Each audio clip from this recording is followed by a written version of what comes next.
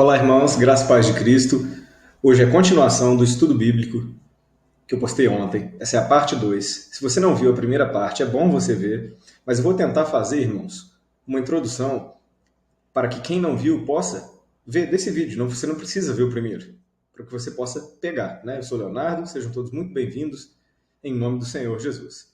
Irmãos, eu estou falando sobre o melhor estudo bíblico que há. O estudo que os apóstolos faziam. E qual que é o estudo que os apóstolos faziam? Ora, é simples, pelas escrituras sagradas. Sim, na época que os apóstolos viveram, na época do Novo Testamento, eles estudavam o Velho Testamento. Mas, como eu falo no primeiro vídeo, isso aqui não é para você assustar. Eu não estou aqui para impor regras, para impor práticas do Velho Testamento. Cobrança de dízimo, guarda do sábado, circuncisão, nada disso. Muito pelo contrário. Eu falo contra essas coisas, porque essas coisas faziam parte da lei do Velho Testamento. Mas então por que nós vamos estudar o Velho Testamento? Então nós não vamos estudar o Velho Testamento para impor novamente as práticas religiosas que o povo de Deus, o povo de Israel deveria fazer, mas isso antes de Jesus morrer na cruz. Nós vamos estudar aqui por quê? Porque a Bíblia fala, e é o texto que eu usei. Pega papel, pega caneta, nós vamos anotar alguns textos cruciais. O texto que eu usei foi em Colossenses, capítulo 2, versículo 16 e 17. Vamos ler aqui rapidamente. Colossenses, capítulo 2, versículo 16 e 17.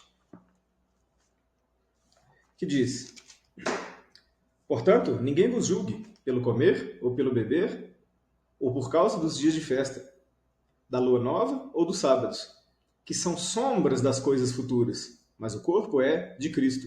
Então nós vamos ver que são sombras, são figuras do reino de Cristo. As coisas do Velho Testamento, o templo, as festas do Senhor, os mandamentos, os salmos, muito ali, né, muita coisa que está ali são sombras das coisas futuras, né? E o que é o futuro? É o que nós estamos vivendo agora e, né, o futuro para eles é o que nós estamos vivendo agora e também é um futuro que ainda não se cumpriu. Com a volta do Senhor Jesus Cristo, o reino de Jesus Cristo. Então essa é a melhor maneira de estudar a palavra. Não é por livros escritos por homens, que muitas vezes esses homens ainda cobram por esses livros.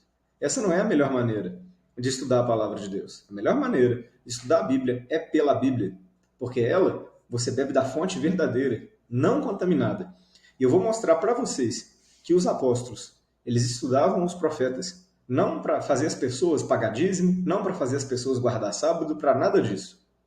Tá certo? Você vê aqui em Colossenses, no capítulo 2, que Paulo fala para ninguém julgá-los pelo comer ou pelo beber, né, por causa da comida, por ir ao templo, né, os dias de festa, ou por causa dos sábados. Então, aqui você já vê que Paulo não obrigava ninguém a guardar o sábado, não ensinava ninguém a guardar o sábado como mandamento de Deus para a igreja dos gentios. Isso não existe. E só aqui você já vê, né, que o adventismo do sétimo dia erra, e erra muito, querendo obrigar as pessoas a guardar o sábado da mesma forma que era no Velho Testamento. Irmãos, vou mostrar para vocês que os apóstolos, eles olhavam para os profetas com a luz de Cristo, não para fazer as pessoas voltar para o Velho Testamento, mas com a luz de Cristo, para mostrar, para ensinar as coisas do futuro, os segredos escondidos por Deus e agora revelados. Amém? Veja o primeiro vídeo que você vai entender melhor essa questão aqui do ninguém vos julgueis, tá certo? Eu falo ali também que Pedro e o próprio Paulo, né, os apóstolos falando a respeito dos profetas inspirados por Jesus Cristo. Então veja que você vai entender melhor. Mas mesmo você que não viu, você pode partir daqui que você vai conseguir entender, tá bom? Hebreus capítulo 8, vamos dar uma passeada aqui em Hebreus. Olha só, o escritor de Hebreus, que ninguém sabe ao certo quem é. Uns pensam que é Paulo, outros pensam que é Lucas, talvez um outro autor. Mas o escritor de Hebreus, para escrever essa carta poderosa, ele olhou para o Velho Testamento, do jeito que eu estou ensinando para vocês. No primeiro vídeo eu também falo que eu vou ensinar vocês a pescar, não vou dar o peixe pronto. Eu vou ensinar tudo que eu tiver sabedoria para ensinar aqui, mas eu vou ensinar você a entender a Bíblia. É o que é certo e o que é errado, em nome de Jesus. E o certo é isso, a Bíblia se traduz pela Bíblia, não por livros de estudo, não por teologias humanas. Tá certo? Irmãos, Hebreus capítulo 8, versículo de 1 a 5. Anote os textos, né, se você puder, se você tiver interesse, às vezes você pega, sem anotar, né? Cada um aprende de um jeito, mas se você quiser, pega um papel, uma caneta, né, dá pausa o vídeo aí, dá um pause, e você pode estar anotando em nome de Jesus. Olha só o que o escritor de Hebreus fala, em Hebreus capítulo 8. O livro de Hebreus, ele fala inteiro de figuras. Ele tem vários assuntos. Sacerdócio de Cristo, né? Comparado com o sacerdócio de Levi, ele foi escrito para hebreus, né? Para judeus. Então, ele traz vários assuntos, né? O Cristo sacerdote, o Cristo glorificado, mas ele ele usa essas comparações todas com o Velho Testamento, porque ele é escrito para hebreus, para o povo de Deus que conhecia essas coisas poder entender. E aí, irmãos, quando a gente lê o livro de Hebreus, conhecendo o que eles conheciam, né, tendo uma noção, uma boa noção, um bom entendimento do contexto, ou seja, do judaísmo, não para cumprirmos o judaísmo, mas para entender o que Cristo cumpriu e os símbolos, nós, então, adquirimos conhecimento. Vamos lá. Hebreus capítulo 8, versículo 1. Vou ler do 1 ao 5. Ora, a suma do que temos dito, então ele está falando disso. Em outra oportunidade eu vou esmiuçar isso com vocês. Então, o resumo do que temos dito é que temos um sumo sacerdote, Jesus. Ele que nos representa diante de Deus. Tal que está sentado aos céus, à destra de Deus, do trono da majestade, ministro do santuário e do verdadeiro tabernáculo, o qual o Senhor fundou, e não o homem. O tabernáculo do povo judeu não era falso. Então por que Paulo falou que ele está sentado à destra de Deus no verdadeiro tabernáculo? Porque o céu é o tabernáculo perfeito. E aquele tabernáculo que existia ali nos tempos dos apóstolos, né, o templo que não tinha sido destruído ainda, ele era uma cópia, ele era uma maquete. E entendê-lo, entendia melhor, fazia o povo entender melhor aquilo que Jesus cumpriu e o que ele ainda vai cumprir. Olha só, Jesus disse na cruz, está consumado. Então o preço pelo pecado foi pago. Mas há muita coisa ainda para o Senhor fazer. Ele vai voltar, ele vai estabelecer um reino, ele vai ressuscitar o seu povo. Então, olha só. Então está consumado no que o Cristo homem fez. Está consumado porque ele pagou o preço pelo pecado. Mas coisas ainda vão acontecer, determinadas por Deus. O dia do juízo final, Deus se refere a ele como o dia que eu já fiz. Então esse dia vai acontecer, ninguém pode impedir, porque o Senhor já determinou. Na mente e no coração de Deus, esse dia já existe. Ele só não aconteceu ainda na linha do tempo. Então, para nós, ainda não. Mas ele vai acontecer. E Deus fala disso nos profetas. Olha só, continuando aqui. Ministro do santuário, versículo 2, e do verdadeiro tabernáculo, o qual o Senhor fundou, e não o homem. Porque todo sumo sacerdote é constituído para oferecer dons e sacrifícios, pelo que era necessário que este também tivesse alguma coisa o que oferecer. E o que ele ofereceu? O seu corpo moído na cruz. Olha só. Ora, se ele estivesse na terra, nem tampouco sacerdote seria, havendo ainda sacerdotes que oferecessem dons segundo a lei, os quais servem de exemplar, sombra das coisas celestiais. Sombras das coisas celestiais. O escritor de Hebreus estudou a graça, o Novo Testamento, o Cristo glorificado, a segunda vinda de Jesus, a vida eterna. Ele estudou isso pela lei e pelos profetas, pelo Velho Testamento. Tá certo? Então, olha só. Mais uma vez, Paulo fala em Colossenses que a lei, o sábado, as comidas puras e impuras eram sombras, eram figuras do reino dos céus. E o escritor de Hebreus pensava da mesma maneira. Sendo ele Paulo, é óbvio, né? Sendo a mesma pessoa, tem o mesmo pensamento, é óbvio. Mas sendo outro escritor, né? Se for outro escritor, trabalhando com a hipótese de ser outro escritor, ele pensa da mesma maneira. Olha só. Os quais servem de exemplar e sombras das coisas celestiais, como Moisés divinamente foi avisado, estando para acabar o tabernáculo. Então, quando o Pai fala com Moisés no monte para fazer um tabernáculo, Moisés foi avisado, olha, faze tudo conforme o modelo que no monte se te mostrou. Então, o tabernáculo ele era uma cópia dos céus, do trono de Deus, de segredos que Deus quer revelar para nós. Na época do Velho Testamento, o povo não tinha revelação de Jesus Cristo, não tinha o Novo Testamento escrito, então era difícil para eles enxergar essas coisas. Mas para nós hoje é mais fácil, porque nós temos a unção do Espírito Santo e nós temos o Novo Testamento escrito. Nós conhecemos o testemunho de Jesus, Nós conhecemos a vida e a obra de Jesus. Olha só, está tudo pertinho aqui, ó. Hebreus capítulo 9. Veja como pano de fundo, a base do Novo Testamento é o Velho. Olha só, Hebreus capítulo 9, versículo 23 e 24. Diz assim: de maneira que era bem necessário que as figuras das coisas que estão no céu, olha só, as figuras das coisas que estão no céu, é uma sombra, uma maquete, olha que legal, assim se purificassem as próprias coisas celestiais com sacrifícios melhores do que estes. Então as figuras eram sacrificadas, eram purificadas com sangue de animal. E as coisas eternas, que somos nós, são purificadas, né, com sangue de Cristo. Então, aqui mais uma vez ele fala que tudo que havia no templo era figura das coisas celestiais. Então, se você olhar para a figura, você vai aprender, a sua mente vai esclarecer, o seu conhecimento vai abrir. Olha só, versículo 24 de Hebreus 9. Porque Cristo não entrou num santuário feitas por mãos. Ele entrou nos céus. Ele não entrou num santuário feito por mãos que o homem construiu. Ó, figura do verdadeiro. Porém, no mesmo céu. Então, o céu é o tabernáculo verdadeiro. O tabernáculo que Moisés construiu e depois foi feito o templo de Salomão. Ele é uma cópia do céu. Olha só. Para agora comparecer por nós perante a face de Deus.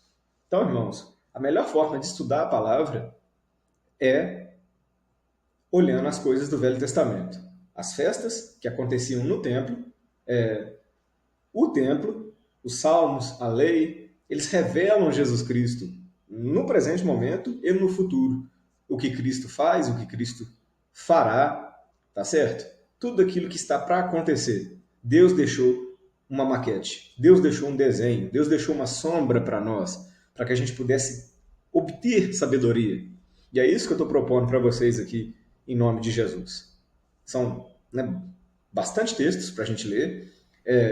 Eu quero deixar o mais dinâmico aqui possível, conversar com vocês, explicar direitinho. Então, nós estamos lendo esse texto, estes textos, Hebreus 8, Hebreus 9, Colossenses 2, porque eles são figuras.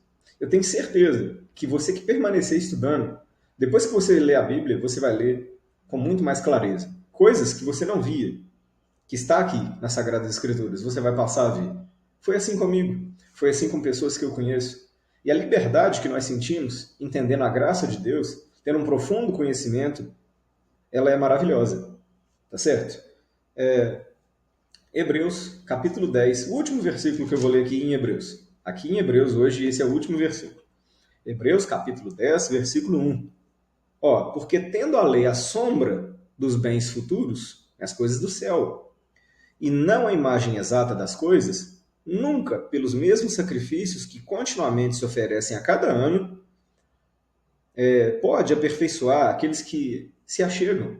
Então, os sacrifícios de touros, de carneiros, de bodes, que era realizado no Velho Testamento, não pode perdoar pecados, porque a lei era só uma figura daquilo perfeito que estava por vir, que era Cristo, o sacrifício perfeito. Só que não é só isso, irmãos. Não só isso, é o centro da Bíblia, né? Jesus morrendo por nós na cruz. Eu estou dizendo que não é só entender isso. Tem mais coisas que você precisa entender.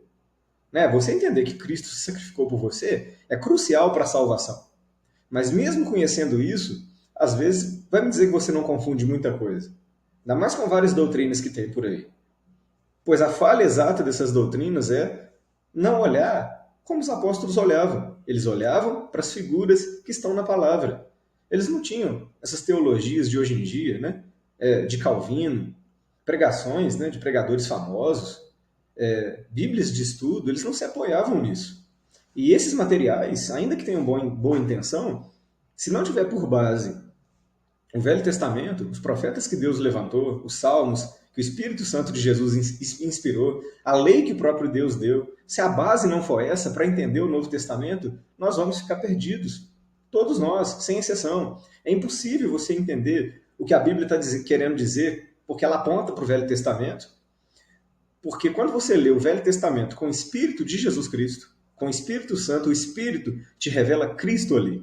Não práticas, não para voltar às práticas, mas para olhar para uma figura do que está por vir.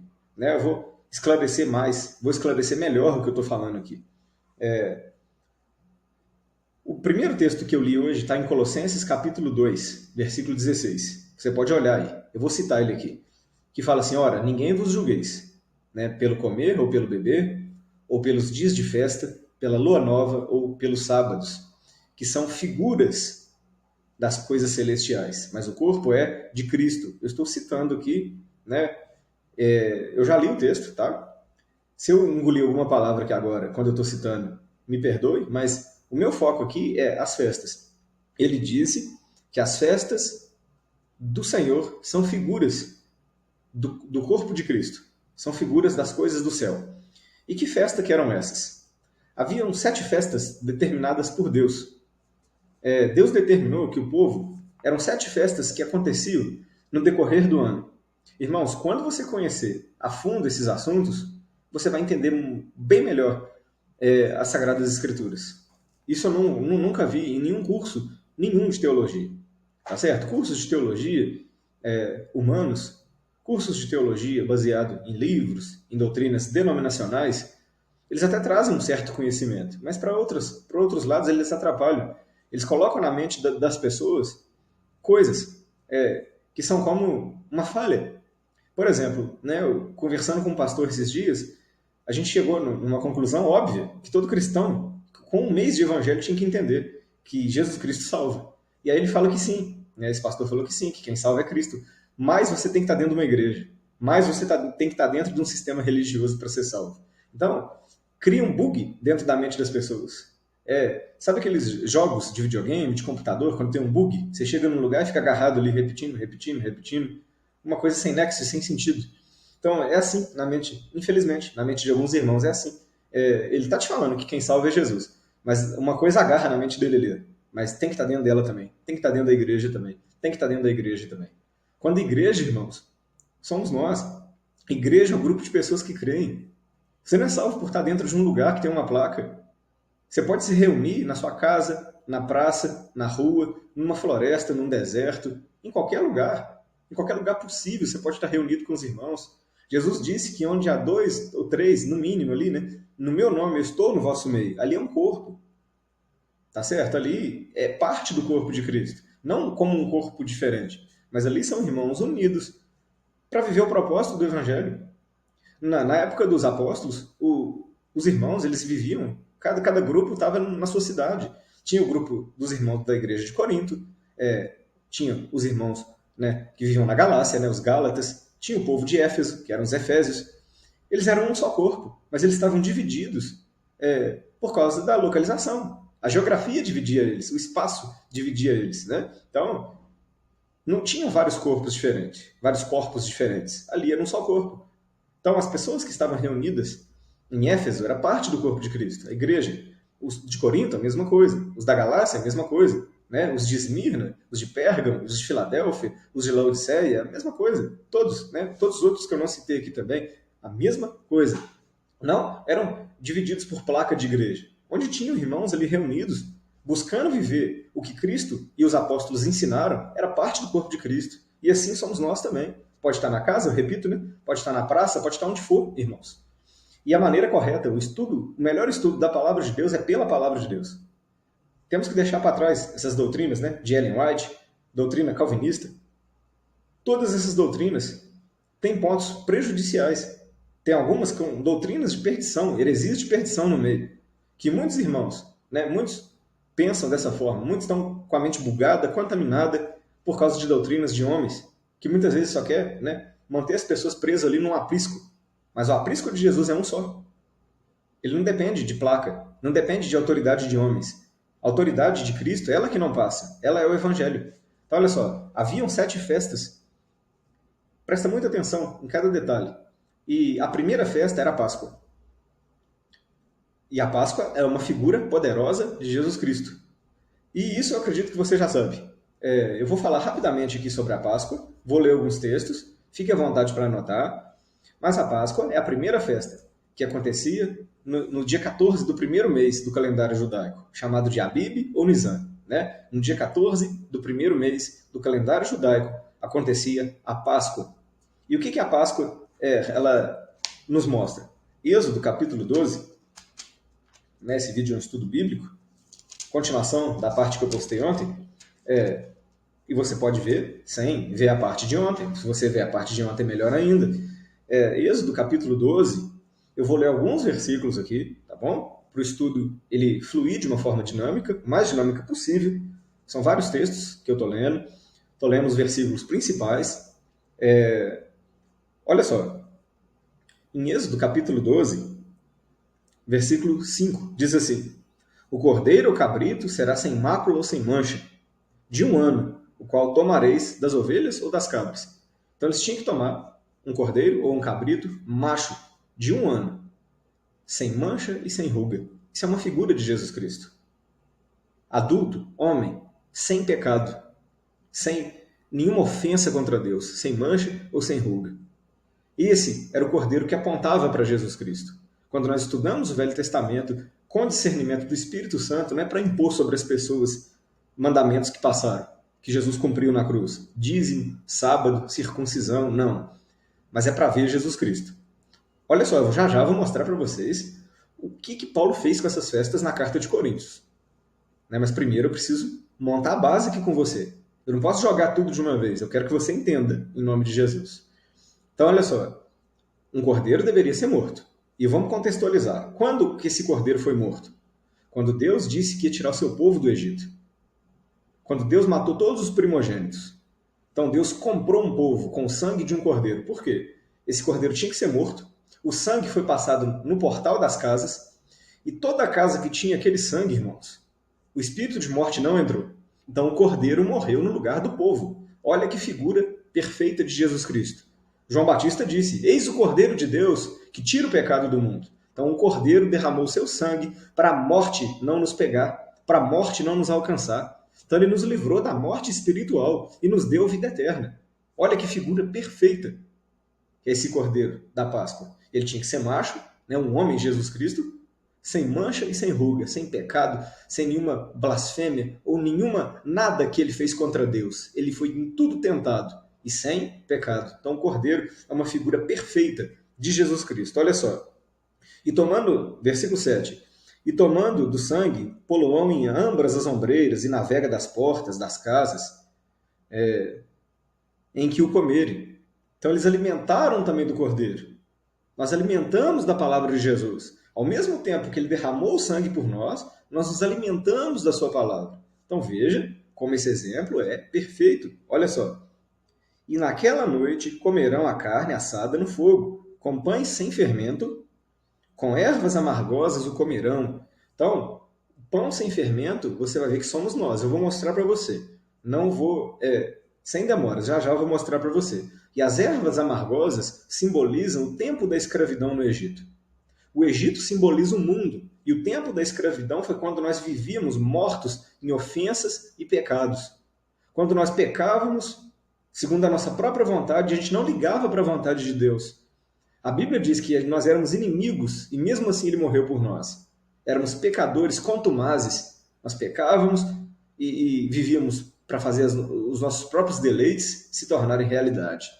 E aí Cristo morreu por nós. O Cordeiro derramou sangue para a morte não nos alcançar. Nós estávamos mortos espiritualmente. E íamos para a condenação eterna, a morte. Mas ele derramou o seu sangue por nós. Essa festa da Páscoa aconteceu no Egito. Toda a casa, a casa dos egípcios, que não tinham sangue nos portais, o espírito de morte entrou. Então as pessoas que não têm o sangue do Cordeiro na vida delas, ou seja, não creem no Evangelho, vão passar para a morte eterna. Ao passo que aqueles que acreditaram e tomaram do sangue do Cordeiro e revestiram as suas casas, passarão para a vida. Então, através do sangue de um cordeiro, Deus comprou para ele aquele povo que estava no Egito. E eles saíram. Da mesma forma, Deus nos comprou com a morte do cordeiro, com a morte de Jesus Cristo. E nós saímos da velha vida para uma nova vida. Então, ali eram coisas que realmente aconteceram, coisas literais, coisas conhecidas. A morte veio verdadeiramente ali. Não que a morte espiritual seja falsa, ela veio na carne. A morte que se deu para ver. A Bíblia fala que houve pranto naquela noite no Egito, conforme um pranto que nunca houve. Por quê? Porque todo filho primogênito morreu. Mas na casa dos israelitas, ninguém morreu, nem mesmo um cão. Então, o sangue de Jesus Cristo salvou a vida, a nossa vida. Então, no dia da eternidade, nós vamos ressuscitar para a glória, porque Ele nos livrou da morte. Então, o que passou o que começou, Deus começou no conhecido, que é a morte física, né? Todos nós já vimos alguém passar pela morte, né? Um momento triste, mas todos nós já vimos. Deus, a partir daí, nos mostra as coisas da eternidade. Tá certo? Então, eu creio que você já entendeu. Versículo 14.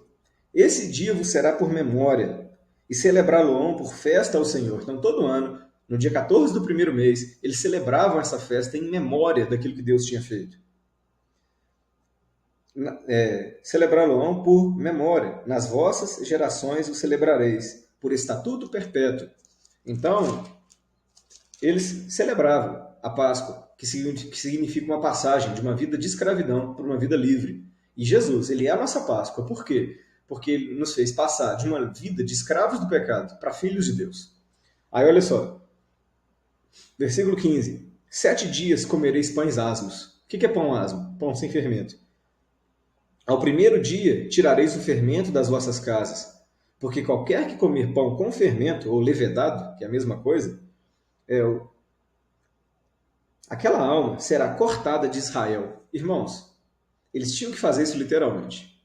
Até o dia 21, eles comeram pão sem fermento. E esse pão sem fermento significa nós.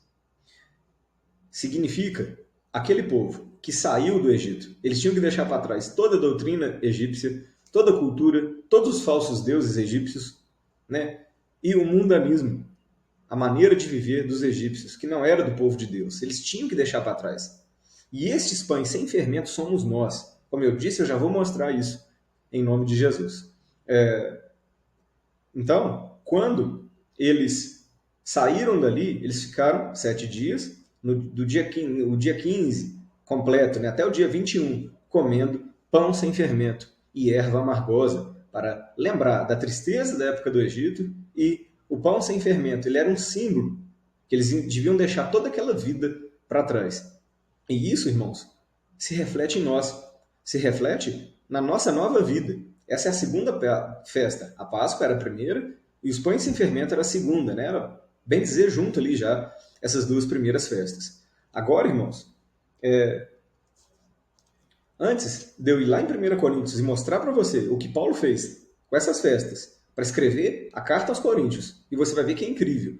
Eu vou ler um texto aqui, está em Êxodo, capítulo 13.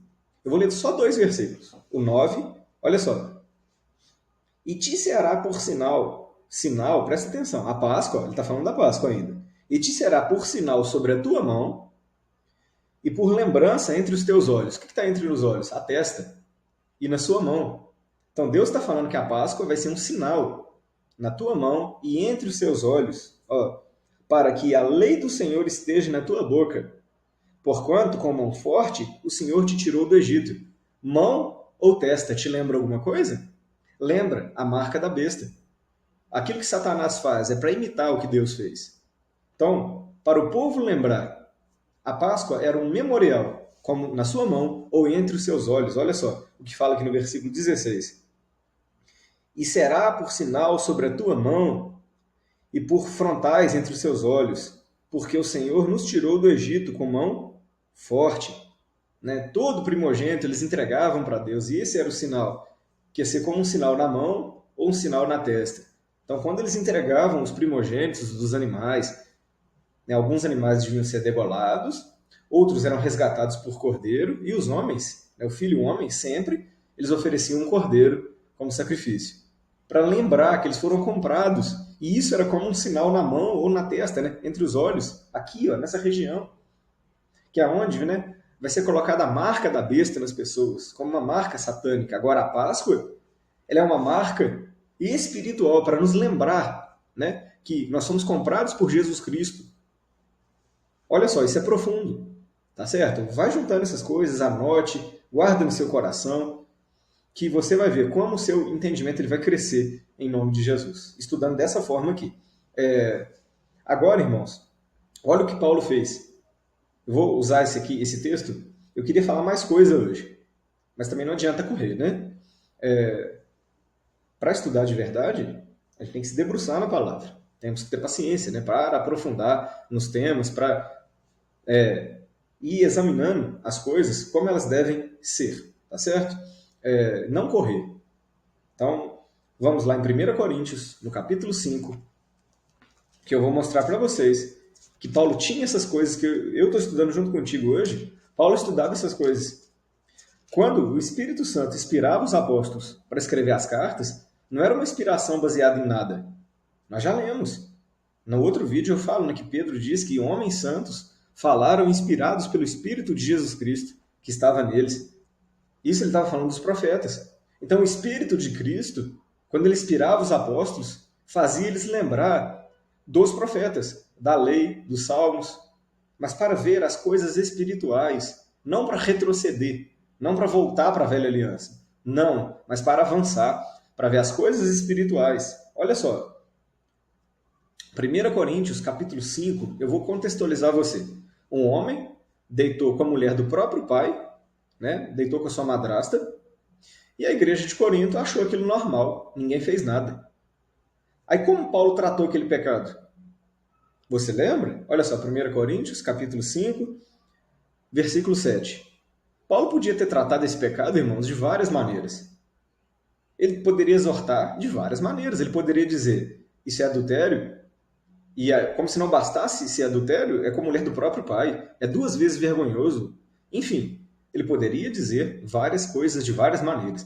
Mas olha só, o entendimento que o apóstolo Paulo tinha a respeito dessas coisas que nós estamos começando a ver aqui ainda, olha o entendimento que o apóstolo Paulo tinha e o esclarecimento que ele tinha a respeito das coisas que eu estou falando com vocês. Olha só, 1 Coríntios, capítulo 5, versículo 6. Não é boa a vossa jactância. Esse orgulho que vocês têm, Coríntios, ele não é bom. Não sabeis que um pouco de fermento faz levedar toda a massa? Um pouco de fermento que você joga num bolo faz todo o bolo ficar fermentado e crescer. Pão sem fermento. Foi um povo sem fermento tirado do Egito. Mas olha só. Então nós já lembramos disso, né? Mas olha só o versículo 7. Alimpai-vos do fermento velho, as coisas da velha criatura, para que sejais uma nova massa. Então Paulo está falando que eles tinham que ser uma nova massa, assim como estáis sem fermento. Porque Cristo, a nossa Páscoa, foi sacrificado por nós. Então Paulo estabeleceu uma linha do tempo. Ó, Cristo, a nossa Páscoa, foi sacrificado. Primeira festa. Então agora o que a gente tem que ser? Uma massa sem fermento. Segunda festa. Tá vendo? E todas as festas estão espalhadas na carta aos Coríntios. Paulo poderia ter corrigido esse pecado de várias maneiras, mas ele usou as festas solenes do Senhor para começar a mostrar para eles uma linha do tempo. E essa linha do tempo ela vai terminar na eternidade. Eu vou mostrar para vocês. É tremenda, é incrível. O nosso entendimento ele cresce, ele abre de uma forma tão maravilhosa quando nós vemos dessa forma. E aí nós conseguimos ver uma a uma de várias doutrinas erradas que têm espalhadas no sistema religioso hoje em dia. Não estou dizendo que as pessoas fazem de má fé, não estou julgando. Eu estou ensinando aqui como os apóstolos estudavam a palavra de Deus. É por isso que eu coloquei que é o melhor estudo bíblico do mundo. Não que eu passe o melhor estudo bíblico do mundo, mas é porque este é o melhor estudo bíblico do mundo. Estudar a Bíblia pela Bíblia. Ter em mente o que os apóstolos tinham em mente. Como eles estudavam. Porque eles estudavam. Eles não estavam lá, né, lanchando e de repente o Espírito Santo começava a falar do nada, sem nenhuma referência, não. Eles lembravam das Escrituras. Foi o Espírito Santo que inspirou Paulo aqui, eu creio. Eu creio que é a inspiração do Espírito Santo. Mas o Espírito Santo fez ele lembrar das festas para corrigir um pecado. Líderes religiosos de hoje nunca corrigiriam dessa forma aqui. Por quê? Porque não meditam nos profetas. Meditam só em ensinamentos e doutrinas de homens. E aí fica limitado, irmãos. Tá certo? É isso que eu quero que você entenda. Nós vamos continuar aqui em nome de Jesus. Nós vamos continuar esses estudos, né? Os estudos com a honra, com a honra, a glória, para a honra e a glória de Deus, com a permissão do nosso Deus. Nós vamos continuar. Mas eu quero que você entenda isso. Que os apóstolos meditavam no Velho Testamento. Tá vendo? Ele usou aqui, né, as 2 primeiras festas para poder falar a respeito de um pecado. Irmãos, qual que era a terceira festa? primícias. Levítico, capítulo 23. Eu vou ficar até a terceira festa aqui hoje. Levítico, capítulo 23, somente um versículo. Versículo 10. Olha só. Terceira festa. Primeira era a Páscoa, segunda festa os asmos, terceira festa primícias. Olha só. Fala aos filhos de Israel e diz-lhes: quando houverdes entrado na terra, que eu vos hei de dar, e colheres a sua cega, então trareis um molho das primícias, um feixe, da vossa colheita ao sacerdote. E ele moverá o molho perante o Senhor, para que sejais aceitos. Ao seguinte dia do sábado, moverá o sacerdote. Que dia que eles entregaram esse feixe? Que eles entregavam esse feixe e ele era movido pelo sacerdote. Um dia depois do sábado. Um dia depois do sábado é o domingo.